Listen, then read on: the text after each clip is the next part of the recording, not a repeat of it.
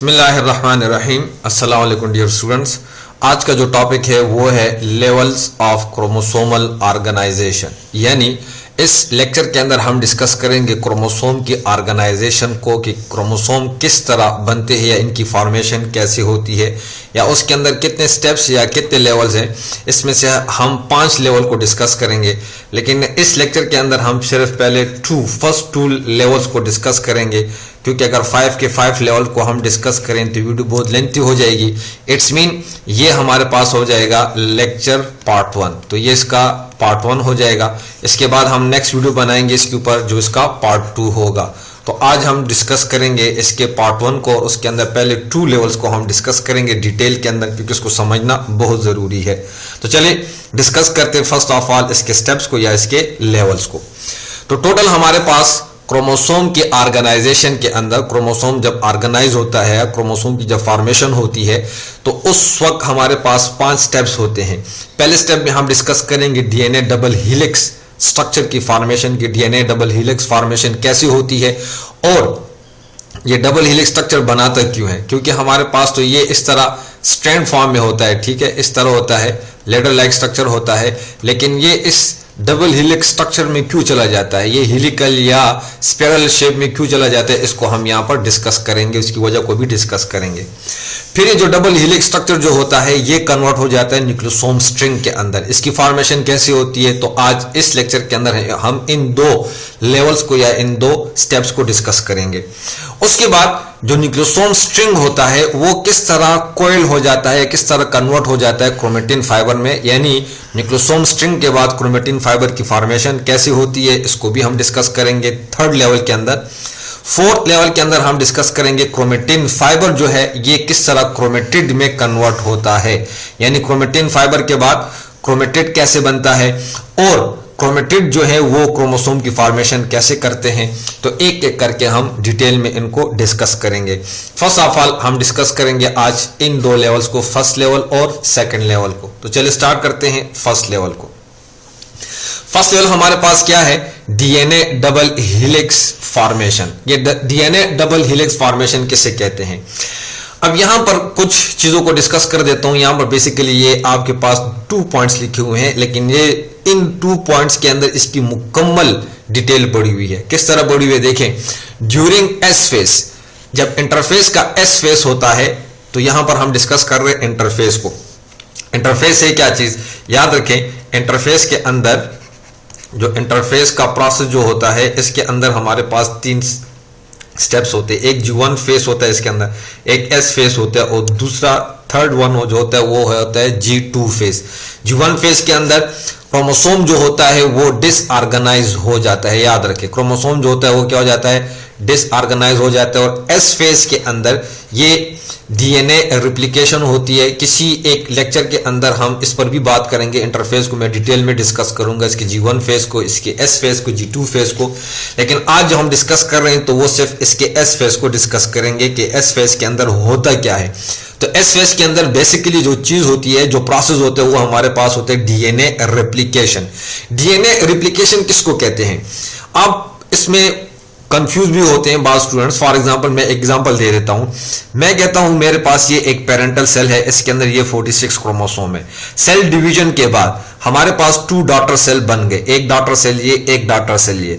तो 46 क्रोमोसोम इसमें भी आ गए, 46 क्रोमोसोम इसमें भी आ गए। तो क्रोमोसोम की equal division in 2 daughter cell के अंदर कैसे हो गई, तो याद रखें कि सेल डिवीजन से पहले हमारे पास इंटरफेस का प्रोसेस होता है। जब सेल एक डिवाइड हो रहा होता है, माइटोसिस का प्रोसेस होता है या मायोसिस का, उससे पहले इंटरफेस का प्रोसेस होगा। उस इंटरफेस प्रोसेस के अंदर ये 46 क्रोमोसोम जो है इसमें से हर एक अपनी एक कॉपी बनाता है, एक सिंगल कॉपी बनाएगा, हर एक अपनी क्या बनाता है, कॉपी बनाता है। तो याद रखें, तो अगर 46 की 46 अपनी कॉपी बनाए तो 46 प्लस 46 ये हमारे पास हो जाते हैं 92। इट्स मीन कि इस वक्त ये जो है, इस वक्त हमारे पास इंटरफेस के अंदर जो क्रोमोसोम है वो आपको इस शेप में दिखाई देते हैं, ठीक है। अब ये रिप्लिकेट हुआ, इसने अपनी कॉपी बनाई, ये अब इसकी कॉपी है। फिर ये आगे जाकर मेटाफेस में, यानी माइटोसिस के मेटाफेस में ये दोनों एक दूसरे के साथ यूं एक दूसरे के साथ ये अटैच हो जाते हैं, पेयर फॉर्म में हो जाते हैं, तो ये क्रोमोसोम कहलाता है, ठीक है। अब जब सेल डिवाइड होता है तो यहां पर ये हमारे पास 46 पेयर फॉर्म में मौजूद है। इट्स मीन ये 46 पेयर हैं, तो मतलब क्या है कि सिंगल हमारे पास कितने हो जाएंगे, 92 हो जाएंगे इस फॉर्म में। ठीक है, ये सिंगल इस फॉर्म में हो जाएंगे। तो जब सेल डिवाइड हो रहा होता है, कोई भी सेल डिवाइड हो रहा होता है, उस वक्त क्रोमोसोम इसके अंदर इस पेयर फॉर्म में मौजूद होते हैं। फिर आफ्टर डिवीजन जब डॉटर सेल में होते हैं तो फिर हर एक डॉटर सेल रिसीव करता है, इसमें से हर एक की एक कॉपी रिसीव करता है, इस फॉर्म में रिसीव करता है। तो डीएनए रिप्लिकेशन का प्रोसेस इसीलिए होता है ताकि each cell, each daughter cell receive equal amount of chromosome, equal amount या इक्वल नंबर ऑफ क्रोमोसोम को क्या करे, रिसीव करे। इस वजह से होता है।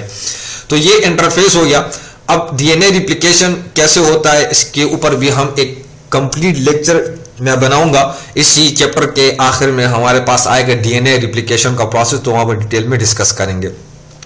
अब ड्यूरिंग डीएनए रिप्लिकेशन क्या होता है, याद रखिए जो पेरेंटल डीएनए होता है, पेरेंटल यानी जो जिस डीएनए की रिप्लिकेशन होती है ना उसको हम कहते हैं पेरेंटल डीएनए। ये पेरेंटल डीएनए फॉर एग्जांपल ये हमारे पास है पेरेंटल डीएनए।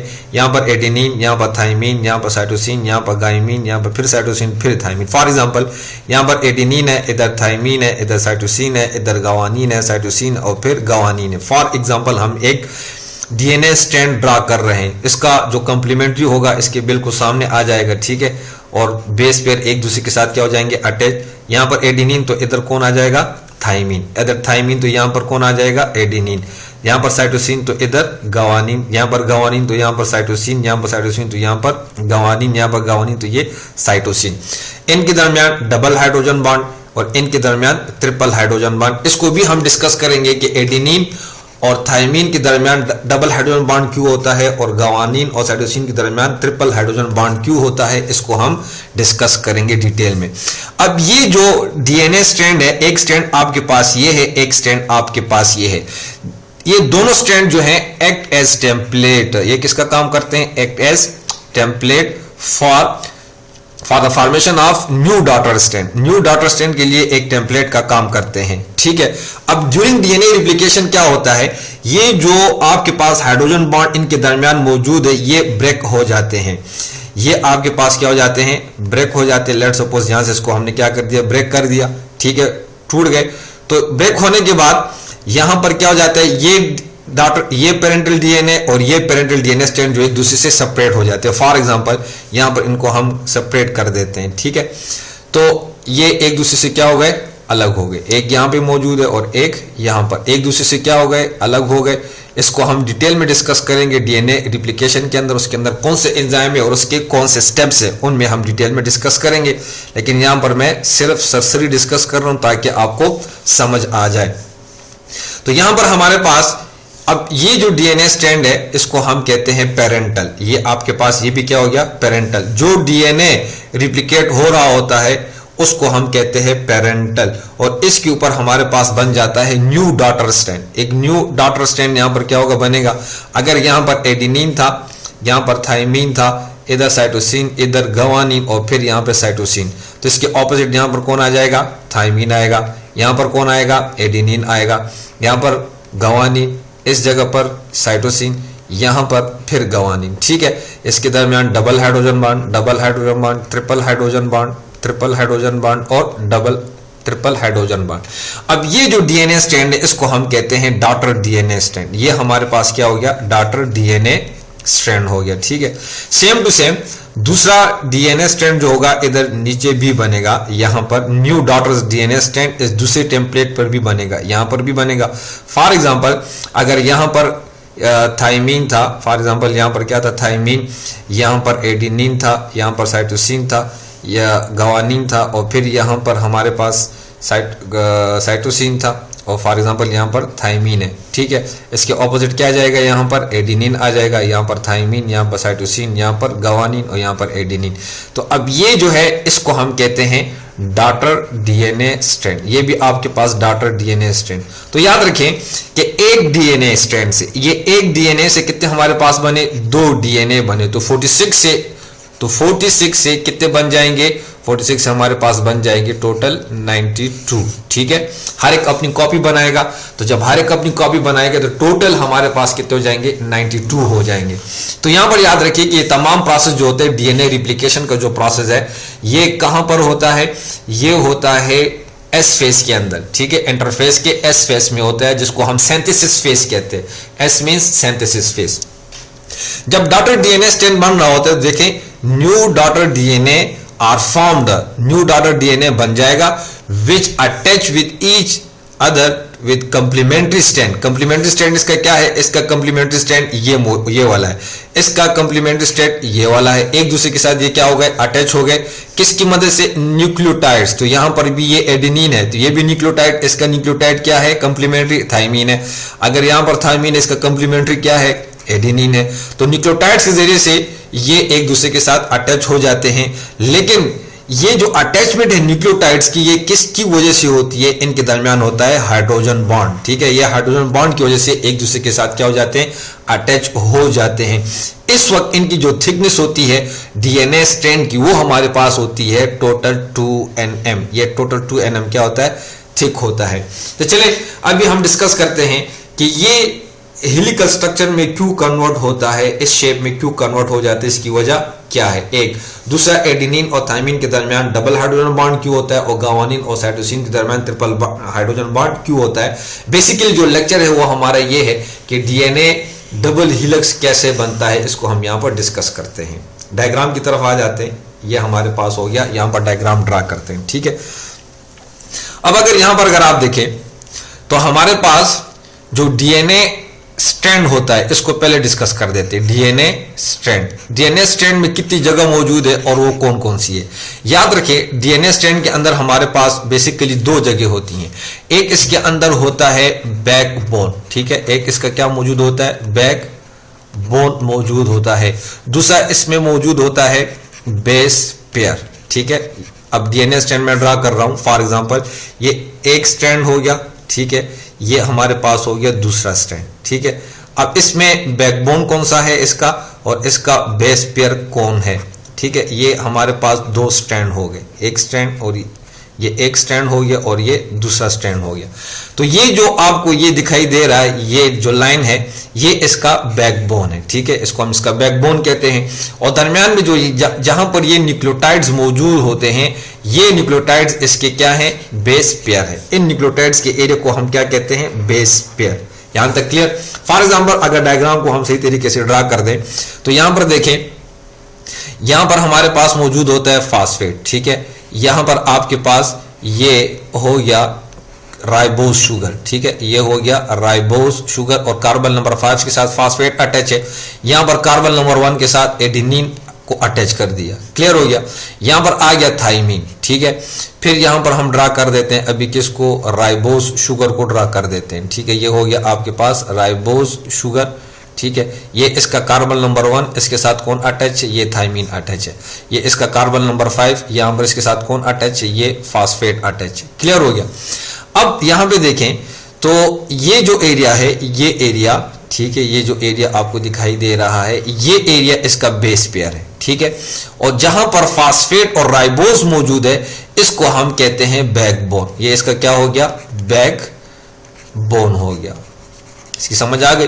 तो ये आपके पास बैकबोन हो गया। तो याद रखें डीएनए में जो बैकबोन होता है वो बाहर की तरफ रहता है और जो बेस पेयर होता है वो अंदर की तरफ ही रहता है। इसकी वजह क्या है, इस वजह को भी हम अभी डिस्कस करते हैं। इसी वजह से ये क्या करते हैं, हेलिकल स्ट्रक्चर बनाते हैं। तो आई होप आपको समझ आ गई होगी बैकबोन की और बेस पेयर की। बैकबोन में कौन कौन मौजूद होता है और ये बाहर की तरफ मौजूद होता है, और इसके अंदर कौन से मॉलिक्यूल होते हैं, इसमें फास्फेट और प्लस राइबोज ये मौजूद होते हैं। ठीक है, ये इसका बैकबोन बनेगा इसकी वजह से। और बेस पेयर के अंदर कौन मौजूद होता है, न्यूक्लियोटाइड्स मौजूद होते हैं। तो न्यूक्लियोटाइड्स अंदर की तरफ क्यों मौजूद होते हैं और ये फास्फेट और राइबोज बाहर की तरफ क्यों मौजूद होते हैं, इसको हम अभी डिस्कस करते हैं। और यही वजह है इनकी हेलिकल या हेलिक्स स्ट्रक्चर फॉर्मेशन की। तो अभी उसको डिस्कस करते हैं। लेट्स सपोज अब यहां पर अगर हम ड्रा कर दें कि ये हेलिकल स्ट्रक्चर क्यों बनाता है, ठीक है, उसको पहले डिस्कस करते हैं, फिर एडेनिन और थाइमिन, साइटोसिन और ग्वानिन के दरमियान डबल और ट्रिपल हाइड्रोजन बॉन्ड क्यों, तो उसको भी डिस्कस कर देते हैं। तो फर्स्ट वन हम डिस्कस कर रहे हैं हेलिकल फॉर्मेशन को, ये हेलिकल स्ट्रक्चर क्यों बनाता है, हेलिक स्ट्रक्चर ये क्यों बनाता है, उसको डिस्कस करते हैं। याद रखिए जिस तरह हमने डिस्कस कर दिया कि इसमें हमारे पास मौजूद होता है बैकबोन, ठीक है, ये इसका क्या है, डीएनए में एक होता है बैकबोन और दूसरे इसके अंदर क्या मौजूद होता है, बेस पेयर, ठीक है। अब ये जो बैकबोन है इसका किस चीज से कंपोज है, फास्फेट जो बाहर की तरफ रहता है, ठीक है, फास्फेट और किससे, राइबोज शुगर से। क्लियर हो गया। बेस पेयर किससे कंपोज है, ये न्यूक्लियोटाइड से कंपोज है, न्यूक्लियोटाइड्स। हमने कंपोजिशन ऑफ क्रोमोसोम में न्यूक्लियोटाइड्स के स्ट्रक्चर को डिटेल में डिस्कस किया। न्यूक्लियोटाइड्स क्या होते हैं, adenine, thymine, cytosine and guanine, ये हमारे पास न्यूक्लियोटाइड्स हैं, ठीक है। याद रखें कि ये जो बैकबोन है फास्फेट प्लस राइबोज, इनकी जो खासियत है वो आपके पास क्या है, वो है हाइड्रोफिलिक। ये हाइड्रोफिलिक होते हैं, ये वाटर लवर होते हैं। Hydro means water and philic means lover, ये वाटर लवर होते हैं, इसलिए ये बाहर की तरफ ही रहते हैं। क्योंकि हमारे पास जो सेल होता है तो सेल के अंदर टोटल हमारे पास 90% वाटर मौजूद होता है, 70 to 90% वाटर मौजूद है, इसलिए ये वाटर लवर होते हैं तो ये बाहर की तरफ ही जोर करते हैं। लेकिन जो न्यूक्लियोटाइड्स होते हैं ये आपके पास हैं हाइड्रोफोबिक, ये आपके पास क्या है, हाइड्रोफोबिक है। हाइड्रो मीन्स वाटर, ठीक है, और फोबिक मीन्स फेयर या नॉन लवर। ये वाटर को पसंद नहीं करते, वाटर कंटेंट्स के साथ इनकी कोई एफिनिटी नहीं होती और उससे अपने आप को बचाते हैं। उससे बचाने के लिए ये हेलिकल स्ट्रक्चर को फॉर्म कर देते हैं, ठीक है। ये हेलिकल स्ट्रक्चर ये क्या कर देते हैं, फॉर्म कर देते हैं लाइक दिस, ताकि वाटर कंटेंट से ये अपने आप को क्या रखे, दूर रखे। तो ये एक दूसरे के यूं करीब हो जाते हैं और ये जो बैकबोन होता है ये बाहर की तरफ ही रहता है, इस वजह से ये हेलिकल स्ट्रक्चर बनाते हैं। क्लियर। दूसरी बात इसके अंदर ये है कि कितने बेस पेयर के बाद ये हेलिकल या ये जो टर्न होता है ये होगा। ये जो टर्न आपको दिखाई दे रहा है, ये टर्न और फिर यहां पर ये टर्न, ये टर्न, ये कितने बेस पेयर के बाद होता है, तो याद रखें 10 से लेकर 10.5 बेस पेयर के बाद, 10.5 बेस पेयर के बाद एक टर्न आपके पास मौजूद होगा, ये एक टर्न आपके पास हो जाता है। इस वक्त इस डीएनए स्ट्रैंड की जो डायमीटर होती है वो होती है 2 nm थिक, इसको हम कहते हैं, इस वक्त डीएनए क्या होता है, 2 nm थिक होता है। एक बात ये हो गई।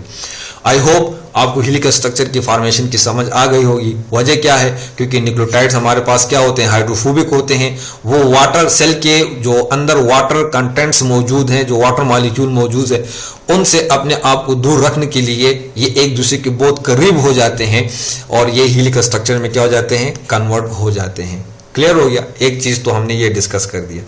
अभी हम डिस्कस करेंगे कि डीएनए एडेनिन, ठीक है, और थाइमिन के दरमियान डबल हाइड्रोजन बॉन्ड क्यों है, इसकी वजह क्या है।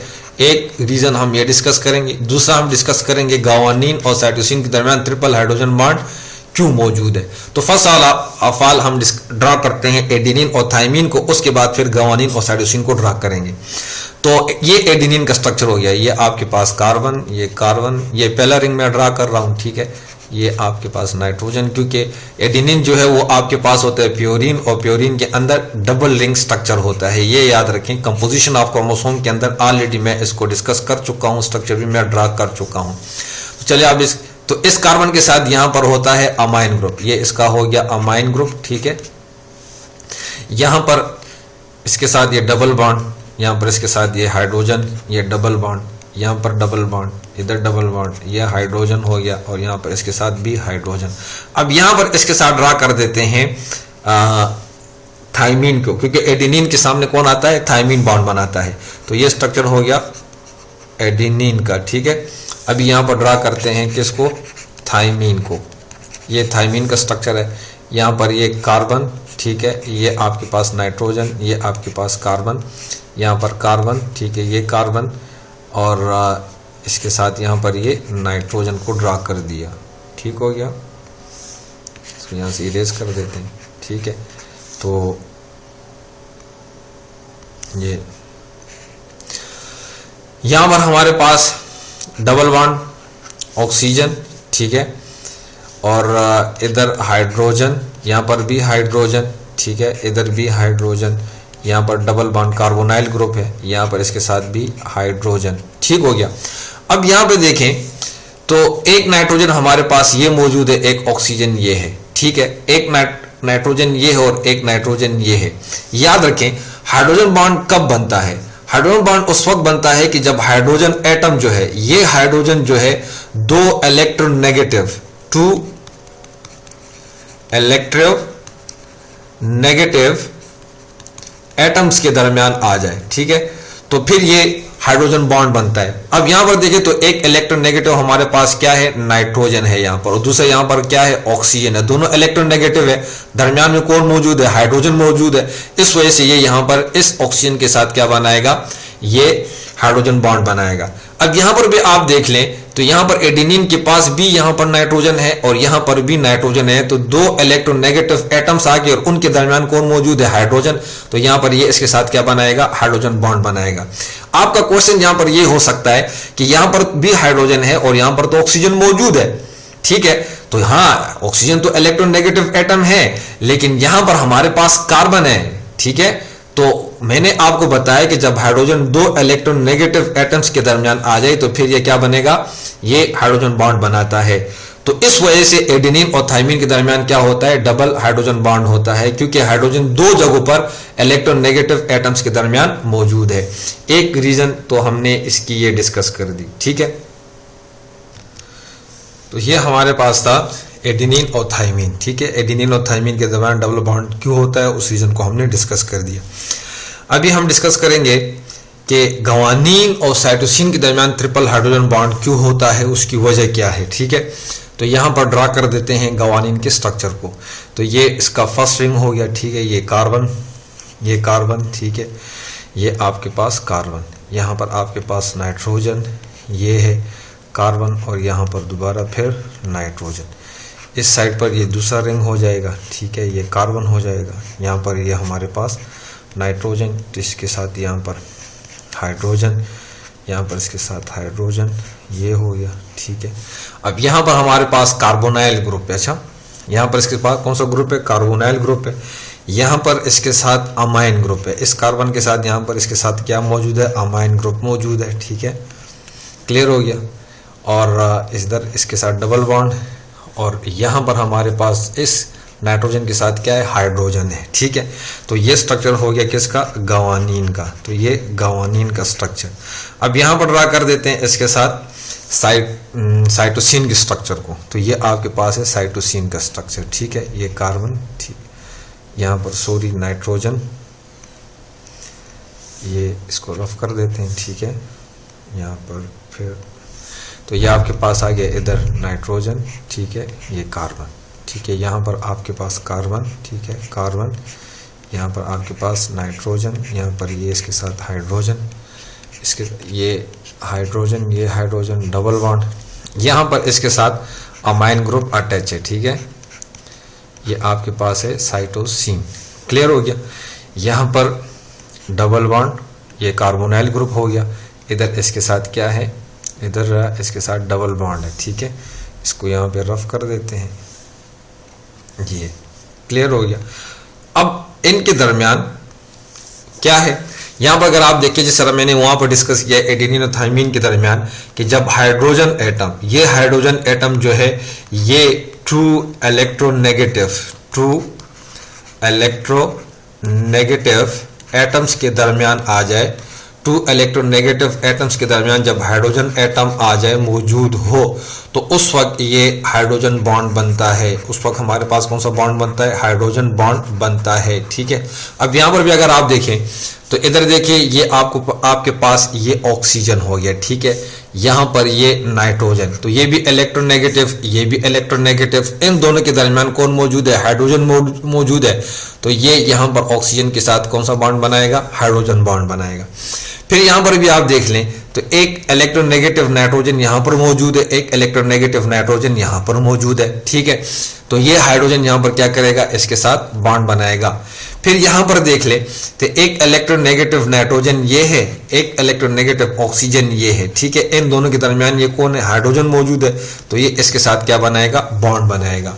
तो ये इसकी रीजन है कि क्यों एडेनिन और थाइमिन के दरमियान डबल बॉन्ड होता है हाइड्रोजन का, और गावानिन और साइटोसिन के दरमियान ट्रिपल बॉन्ड क्यों होता है, ये वजह हमने यहाँ पर क्या कर दी, डिस्कस कर दी। तो आई होप आप लोगों को इसकी समझ आई होगी मुकम्मल डिटेल में। चलिए अभी डिस्कस करते हैं न्यूक्लियोसोम स्ट्रिंग को। जब हमारे पास डीएनए डबल हेलिक्स स्ट्रक्चर बन जाता है, ये डीएनए डबल हेलिकल स्ट्रक्चर आपके पास क्या हो गया, सिंथेसिस हो गया या इसकी फॉर्मेशन हो गई, ठीक है। इसकी फॉर्मेशन के बाद क्या होता है, अब ये हमारे पास डीएनए डबल हेलिकल स्ट्रक्चर मौजूद है, तो याद रखिए 200 न्यूक्लियोटाइड्स या 200 या अप्रोक्सीमेटली 146 बेस पेयर, ठीक है।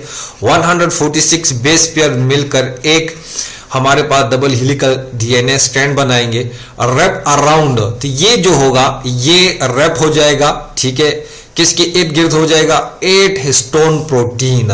याद रखें हमने क्रोमोसोम की कंपोजिशन में हिस्टोन प्रोटीन को डिस्कस किया था, ठीक है। उसकी कितनी टाइप्स है, उसके हमारे पास 5 टाइप्स थी। एक उसमें था H1, एक उसमें था H2A और फिर H2B और H3 और H4, ये 5 टाइप्स थी। इस H1 के अलावा इस H2A की भी, इसको भी 2 ले लें, H2B को भी 2 ले लें, H3 की भी 2 मॉलिक्यूल्स ले लें और H4 की भी 2 मॉलिक्यूल्स ले लें, तो टोटल हमारे पास कितने हो जाएंगे, 8। तो याद रखें 8 हिस्टोन प्रोटीन, टोटल कितने हिस्टोन प्रोटीन, 8 हिस्टोन प्रोटीन आ जाते हैं। लेट्स सपोज 1 2 3 4 5 6 7 और 8 कंसिडर करें, ये हमारे पास 8 हिस्टोन प्रोटीन है, ठीक है। इसके ऊपर ये 200 न्यूक्लियोटाइड से बना हुआ ये डीएनए स्ट्रैंड जो होगा, इसके ऊपर 2 टाइम्स क्या कर जाएगा, टर्न करेगा। कितने टाइम टर्न करेगा, लेट्स सपोज इसके ऊपर ये 2 टाइम क्या कर रहा है, टर्न कर रहा है, 2 दफे इसके ऊपर ये क्या करेगा, टर्न करेगा। तो इससे हमारे पास एक स्ट्रक्चर बनेगा, उस स्ट्रक्चर को हम कहते हैं डीएनए प्रोटीन कॉम्प्लेक्स। उसको हम क्या कहते हैं, डीएनए प्रोटीन कॉम्प्लेक्स। तो ये डीएनए प्रोटीन कॉम्प्लेक्स है क्या चीज, इसको हम कहते हैं न्यूक्लियोसोम। स्ट्रक्चर हमारे पास क्या बन जाएगा, न्यूक्लियोसोम। तो ये स्ट्रक्चर जो होगा ये क्या कहलाएगा, ये न्यूक्लियोसोम कहलाएगा। न्यूक्लियोसोम क्या चीज है, किस चीज से बना है, डीएनए प्रोटीन कॉम्प्लेक्स है। डीएनए के ऊपर, प्रोटीन के ऊपर डीएनए ने क्या कर लिया है, टर्न कर लिया है, इससे हमारे पास ये न्यूक्लियोसोम बनता है। तो यहां पर रीजन ये है कि प्रोटीन के ऊपर डीएनए टर्न क्यों करता है, इसकी वजह क्या है, इसकी वजह भी हमने कंपोजिशन में डिस्कस की थी। क्योंकि डीएनए के अंदर वहां पर मौजूद है फास्फेट ग्रुप, क्या मौजूद है, वहां पर मौजूद है फास्फेट ग्रुप, और ये फास्फेट ग्रुप जो है इसकी खासियत हमारे पास क्या है, नेगेटिव है, इसके ऊपर नेगेटिव चार्ज है।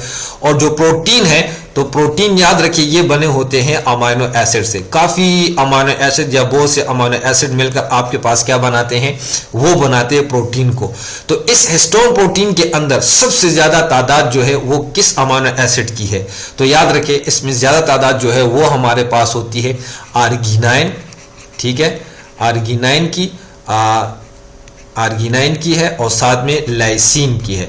ये 2 अमाइनो एसिड है, आर्गिनाइन और लाइसिन, ये इस हिस्टोन प्रोटीन के अंदर इनकी तादाद काफी ज्यादा है और इनके ऊपर जो चार्ज है वो आपके पास क्या है, पॉजिटिव है। तो इसकी पॉजिटिविटी की वजह से और डीएनए की नेगेटिविटी की वजह से ये डीएनए आसानी से इस प्रोटीन के ऊपर क्या कर जाता है, टर्न कर जाता है। ये इसकी बेसिकली वजह है। अगर ये डीएनए इस पर टर्न ना करे तो याद रखें कि एक सेल तो इंतहाई छोटा होता है, न्यूक्लियस तो इंतहाई छोटा होता है, फिर इसके अंदर इसका समा जाना बहुत मुश्किल होगा। तो अगर आप इस एक डीएनए को अगर आप मुकम्मल ओपन कर दें तो याद रखें ये एक न्यूक्लियस से 1000 दफा 100,000 टाइम्स जो है ये इससे लिपट सकता है। तो ये अपने आप को इतना कंडेंस कर देता है ताकि क्रोमोसोम के अंदर ये सेल के न्यूक्लियस के अंदर ये क्रोमोसोम आसानी से क्या हो जाए, समा जाए। इस वजह से ये इस प्रोटीन के ऊपर क्या हो रहा होता है, लैप हो रहा होता है या इसके इर्द गिर्द अपने आप को रैप करता है, ठीक है। तो ये 200 न्यूक्लियोटाइड्स क्या करेंगे, वो इस 8 हिस्टोन प्रोटीन के ऊपर रैप कर जाएंगे, इससे हमारे पास क्या बनेगा, न्यूक्लियोसोम बनेगा, ठीक है। अब H1 प्रोटीन का क्या काम है, H1 प्रोटीन कहां पे अटैच होता है और इसका फंक्शन क्या है। तो याद रखिए H1 प्रोटीन का फंक्शन ये, लेट्स सपोज ये हमारे पास न्यूक्लियोसोम हो गए, ठीक है, ये दूसरा न्यूक्लियोसोम, ये दूसरा, तीसरा हिस्टोन प्रोटीन, ये चौथा हिस्टोन प्रोटीन। अब इसके ऊपर क्या हो रहा है, इसके ऊपर यहाँ पे देखिए ये डीएनए क्या कर रहे हैं, टर्न कर रहे हैं, ठीक है, एक दफा टर्न हो गया, फिर टर्न हो गया, ये एक दफा टर्न, फिर टर्न, ठीक है, ये टर्न कर रहा है। अब यहाँ पर इन दो न्यूक्लियोसोम के दरमियान, एक न्यूक्लियोसोम ये है, एक ये है, ये 1, ये 2, ये 3 और ये 4। इस न्यूक्लियोसोम, इन दो न्यूक्लियोसोम के दरमियान जो ये डीएनए स्ट्रैंड है, इसको हम कहते हैं लिंकर डीएनए। इनको हम क्या कहते हैं, लिंकर डीएनए। दो न्यूक्लियोसोम के दरमियान जो डीएनए का जो सेगमेंट है, इस सेगमेंट को हम क्या कहते हैं, लिंकर डीएनए। H1 प्रोटीन जो होता है, H1 प्रोटीन, वो इस लिंकर डीएनए के साथ क्या हो जाता है, अटैच रहता है। यहां पर इसके साथ क्या रहता है, अटैच रहता है। क्लियर हो गया। तो ये आपके पास कौन सा प्रोटीन होगा, H1 प्रोटीन। तो H2A, H2B और H3, H4 वो ऑक्टोमियर बनाते हैं, ठीक है, और H1 प्रोटीन जो है वो किसके साथ अटैच हो जाता है, लिंकर डीएनए के साथ। इस तरीके से अगर आगे जाकर हम और भी इस तरह ड्रा कर लें, फॉर एग्जांपल, ठीक है, ये हमने ड्रा कर दिए और साथ में इसके साथ डीएनए को भी इसके ऊपर रैप कर दें, ठीक है, ये रैप कर रहे हैं, ये आपके पास हो गया, ये दो मतलब टर्न हो गया, ठीक है। अब याद रखें ये जो है इसको हम कहते हैं न्यूक्लियोसोम स्ट्रिंग। इसको हम क्या कहते हैं, न्यूक्लियोसोम स्ट्रिंग। इस जगह पर आपको देखें न्यूक्लियोसोम स्ट्रिंग के अंदर आपको न्यूक्लियोसोम यानी जो प्रोटीन है वो भी क्लियरली दिखाई दे रहे हैं, और डीएनए जो 2 टाइम टर्न किया हुआ है प्रोटीन के ऊपर वो भी दिखाई दे रहा है, साथ में लिंकर डीएनए भी दिखाई दे रहा है। और इस वक्त न्यूक्लियोसोम स्ट्रिंग जो है वो एक बीड्स लाइक स्ट्रक्चर, यानी एक बीड्स की तरह अपने आप को क्या करता है, शो कर रहा होता है। इसका स्ट्रक्चर हमें यूं दिखाई दे रहा होता है जिस तरह एक धागा हो और उस धागे के ऊपर बहुत से मोती क्या हो, मौजूद हो। इसको कहते हैं न्यूक्लियोसोम स्ट्रिंग। तो याद रखें H1 protein attach with linker DNA. H1 protein किसके साथ अटैच हो जाएगा, लिंकर डीएनए के साथ अटैच हो जाएगा। लिंकर डीएनए क्या चीज है, small segment of DNA between 2 nucleosome. तो एक न्यूक्लियोसोम ये हो गया, एक ये हो गया, इनके दरमियान जो ये डीएनए का जो सेगमेंट है, इस सेगमेंट को हम क्या कहते हैं, लिंकर डीएनए कहते हैं। आई होप आपको इसकी डिटेल में समझ आ गई होगी। आज का लेक्चर यहाँ तक काफ़ी है, क्योंकि इसके बाद हम डिस्कस करेंगे कि न्यूक्लियोसोम स्ट्रिंग जो होता है ये क्रोमेटिन फाइबर में कैसे कन्वर्ट होता है, उसकी क्रोमेटिन फाइबर की फॉर्मेशन कैसी होती है, उसको इंशाल्लाह हम पार्ट 2 में डिस्कस करेंगे। लेक्चर लेंथी हो चुका है, इस वजह से इसको मैं यहाँ पर स्टॉप कर रहा हूँ ताकि आप तंग ना हो या आप बोर ना हो। ठीक हो गया। तो आज का लेक्चर यहाँ तक काफ़ी है। जहाँ पर भी आपका कोई क्वेश्चन हो, कोई मसला हो, कोई भी आपके जहन में कोई कंफ्यूजन हो, आप क्वेश्चन पूछ सकते हैं, आपको इंशाल्लाह डिटेल में जवाब मिलेगा। इसके साथ साथ चैनल को सब्सक्राइब करें, ठीक है, सब्सक्राइब करें, साथ में इसको लाइक भी करें और दोस्तों के साथ इसको शेयर भी करें जितना हो सकता है, ताकि औरों को भी इसका क्या हो, फायदा हो। Thank you for watching.